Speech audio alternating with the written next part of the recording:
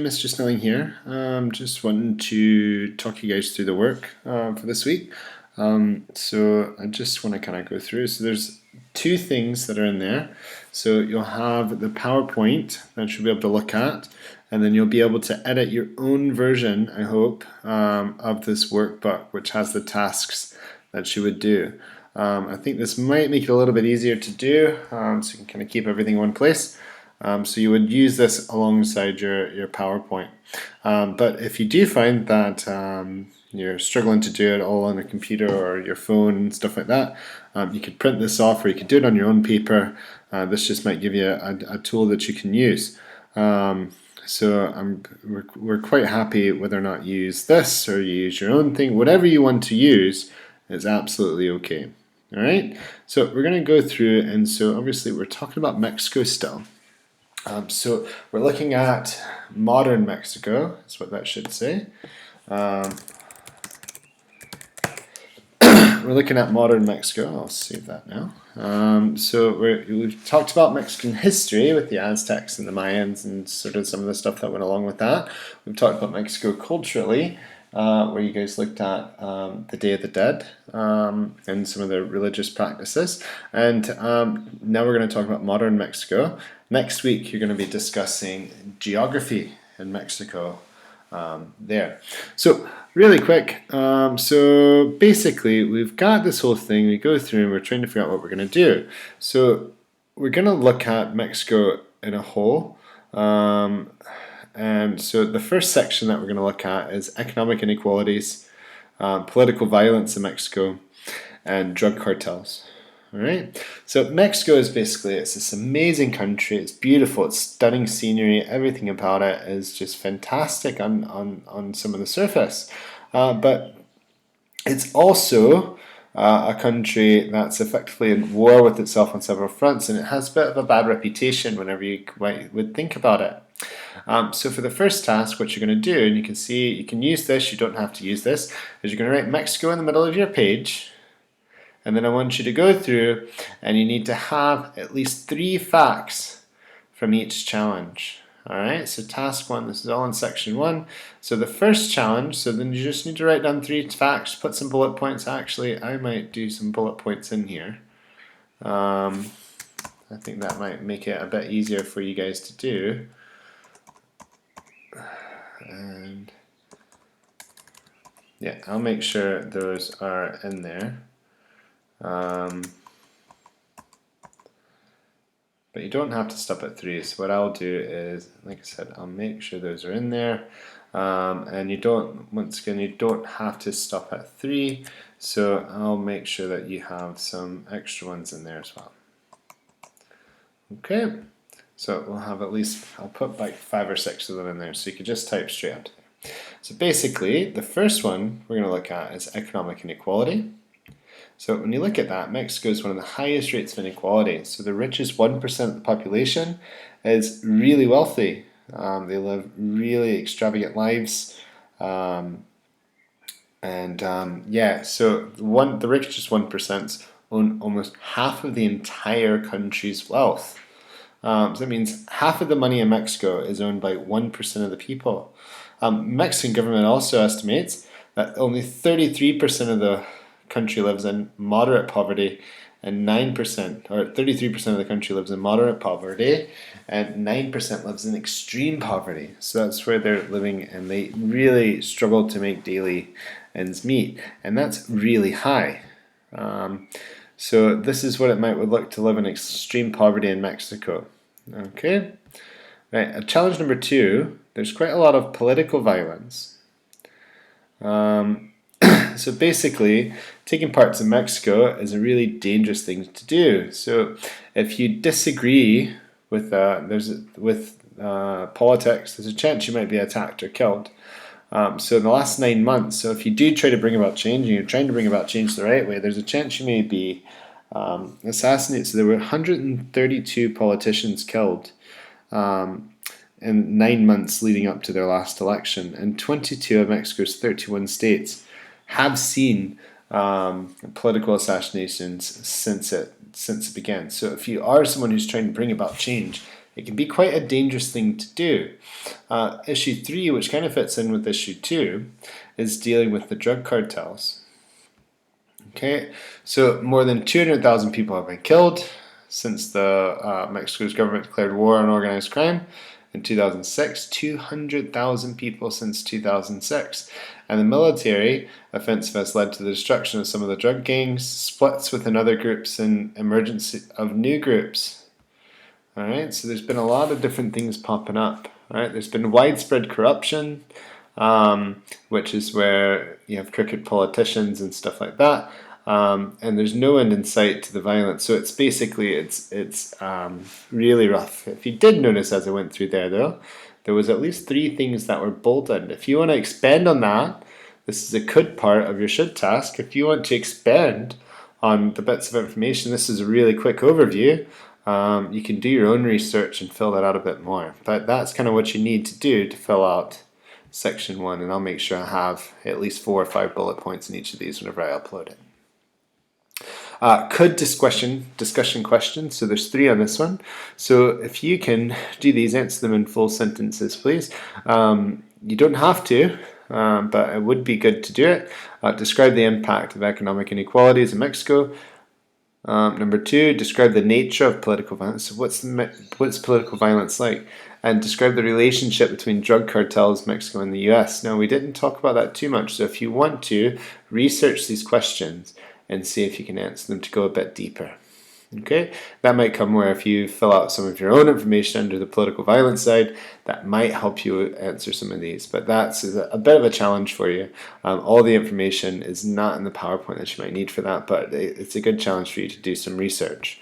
All right, part 2. When you look at him, that is the president of the country I come from.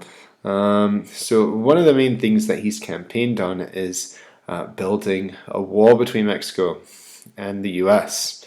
And he's also said that he expects Mexico to pay for it, which this is an example of an existing wall. And you can see it just runs straight down the middle. It divides the communities and everything like that. Yeah, so at the end of this, we're going to look at some plans for the Mexican border wall, explain different push and pull factors, and I'll explain what that means in a minute, and make clear conclusions about whether or not they even need to have a wall. All right, and so while you're doing this, you are going to be making a poster on this section. So I've given you a wee bit of space there to make a poster if you just want to do it there. You don't necessarily have to use it. You could do your own poster. You can do a PowerPoint. You can make a website. There's a really cool website that's free to use, and you can make sort of like a PowerPoint but a video version that you can maybe learn a new skill on. It's called Weebly, and I'll put that here. Or Weebly is for making a website, sorry. So that's what I use for my website. And you can make a video with a website called WeVideo. That's a really good place to do that as well. So you can learn a new skill, you can make your own website, and then you just turn in a website and make it live. Could be something that could be quite cool to do. Alright, so with this information though, here are the wall plans. So it could cost between $20 and $67 billion. There's 650 miles currently, and there's 1,900 total border walls. So they're planning on building 18 to 30 feet high, 6 feet deep to stop tunneling, and so that's just a wee scale for you. So 300 miles doesn't have to do with that. It's just showing like that section right there is roughly 300 miles based on that scale. So some of the stuff that they're going to need to do, they don't actually have to build a ton, because there's natural barriers as well. So here's a bit more things. So as far as paying for it, Mexico has said they will not pay for the wall. And then here's a bit of information that you can compare it to the Great Wall, different other things. So there's the Great Wall of China that people are comparing it to because it is a massive wall. It's nearly, it doesn't say, it's just really massive. The interstate highway system, which is like the motorway system in the US, cost $129 billion. And then if you look at it and you compare it to the entire cost of the Apollo landing on the moon mission program, was $170 billion. So basically you're talking half the price to put someone on the moon, which is, yeah. So, issue 2. So you're making a poster, should have 3 sections of your things. So issue 1 is the wall plans, so you could describe what you need to do in your poster. Issue 2 would be your push and pull factors. Now a push factor is something negative that might make you want to leave your own country. It's pushing you out the door. Now if you get pushed out the door, you need to go somewhere. So a pull factor is what might draw you into a new place. So it would be positive things about the place you may want to go. So push factors push you out of your country or your home. Pull factors pull you towards another country. What are the positive things that might pull you towards the other country? So some push factors in Mexico. We talked about some of them. One of them is a high crime rate. There's a number of people being murdered. There's drug cartel stuff. And a push factor is the fact that unemployment is really high in Mexico. And 47% of the people in the population live under the poverty line. So where it's possibly forcing people to move elsewhere, a lot of times they may want to go to America.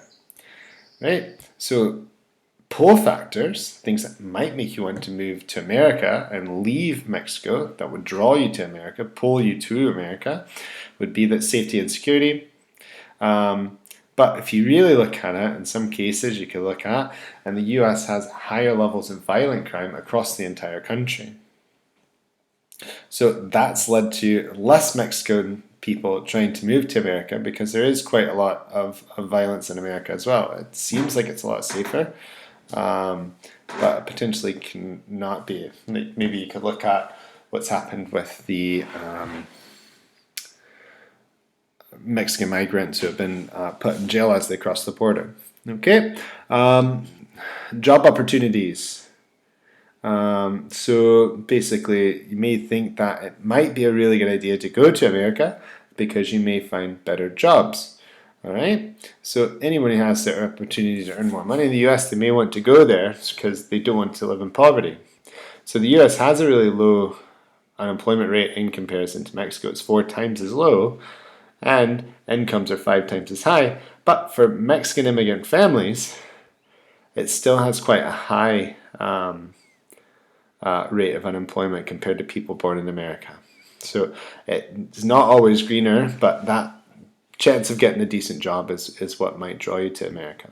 Okay, so that should be a section. So what are some push and pull factors? Once again, if you want to do some extra research, that's encouraged. I just didn't want to give you guys too much stuff. Okay, right. Migration statistics. This is issue 3. So here's some general information. Where do immigrants come from? So the US has immigrants coming from all over the world.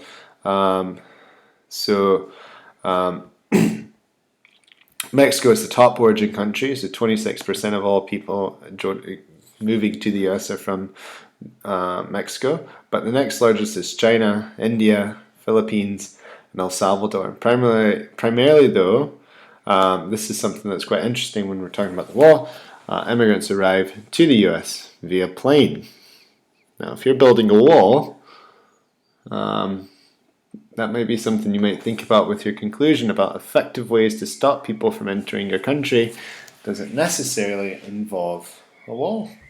Who's arriving? So more than 1 million immigrants arrive to the US each year. And in 2016, the top country of origin for new immigrants, though, was India, followed by Mexico, and China and Cuba. Okay, so it's actually been overtaken by India overall. So the new immigrant arrivals has fallen because the number of unauthorized immigrants coming into the US has fallen. The growth, basically, immigrants are leaving the US. More immigrants, Mexican immigrants, are leaving the US than there are arriving to the US. So the problem's actually kind of sorting itself out. All right. So here's some information for your poster. And this is a question I really want you guys to focus on. That should be a section. So it's sort of like a conclusion. Do you think the border wall is necessary?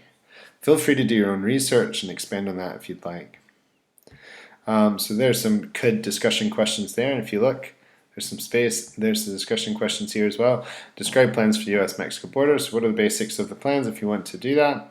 Explain the different push and pull factors in your own words, and make a clear conclusion about the reality of the migration between the US and Mexico.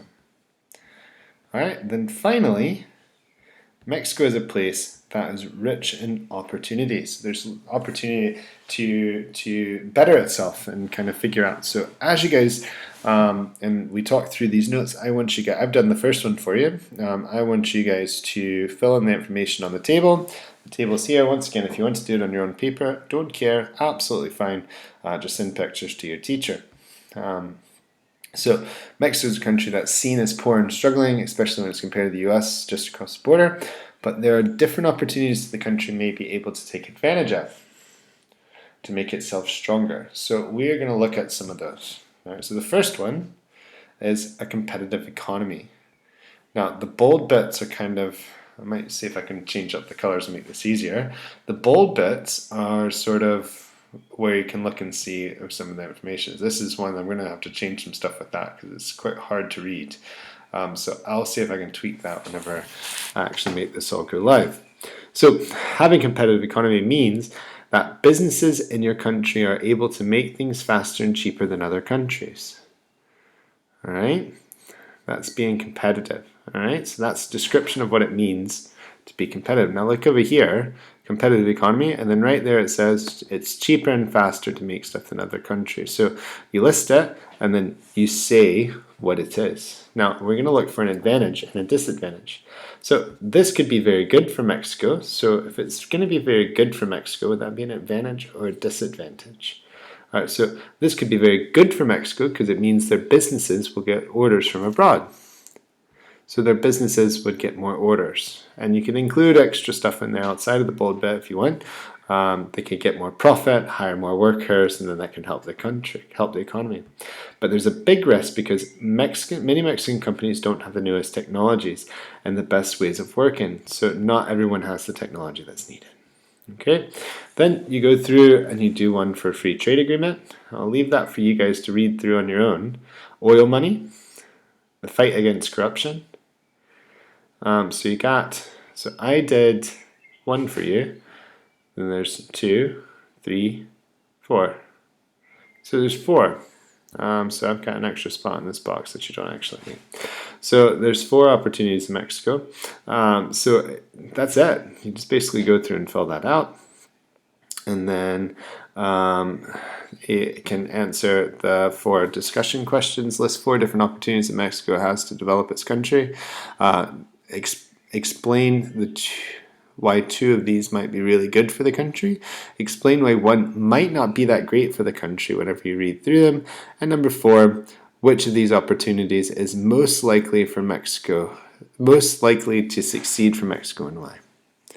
All right, so you'll read through those and you'll see. So you got competitive economy, free trade agreements, oil money, fight against corruption. So what's going to be the best thing for Mexico at number 4? Right, so once you get that filled out, you can turn it in through the assignments tab or put it into your folder. There's a number of different ways that we've been using, so whatever one you've kind of come to an agreement with your teacher that's working for you, go for it. Okay, if you have any questions, you can chat onto the team page or you can send an email to your teacher. Right guys, I'll talk to you later. Bye.